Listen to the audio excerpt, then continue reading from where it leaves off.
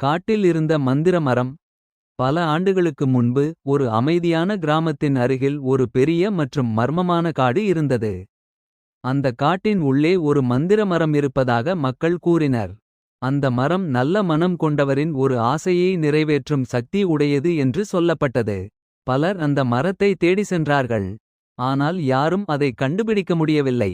ஒரு நாள் அருண் என்ற நல்ல மனம் கொண்ட சிறுவன் அந்த காட்டுக்குள் செல்ல முடிவு செய்தான். அருண் கிராமத்தில் அனைவருக்கும் உதவி செய்வதற்காக பிரபலமானவன். அவன் முதியவர்களுக்கு தண்ணீர் எடுத்து செல்வான். ஏழைகளுடன் உணவை பகிர்வான். காயமடைந்த விலங்குகளை கவனிப்பான். ஒரு நாள் காட்டில் நடந்து கொண்டிருந்தபோது மெதுவான அழுகை சத்தம் கேட்டது. அருகில் பார்த்தபோது ஒரு சிறிய பறவை உடைந்த கிளையின் கீழ் சிக்கியிருந்தது. அருண் கவனமாக அந்த கிளையை தூக்கி பறவையை விடுவித்தான். பறவை மகிழ்ச்சியுடன் பறந்து சென்றது. சிறிது நேரம் நடந்தபின் அருண் ஒரு பெரிய மரத்தை பார்த்தான். அந்த மரம் மென்மையான தங்க ஒளியில் பிரகாசித்தது. அதன் இலைகள் நட்சத்திரம் போல ஜொலித்தன. அதுதான் மந்திர மரம் என்று அவன் உணர்ந்தான். அப்போது மரத்திலிருந்து ஒரு மென்மையான குரல் கேட்டது. நல்ல மனம் கொண்ட சிறுவனே, உன் நல்ல மனதை நான் பார்த்தேன். நீ ஒரு ஆசையை கேட்கலாம். அருண் சிறிது யோசித்தான்.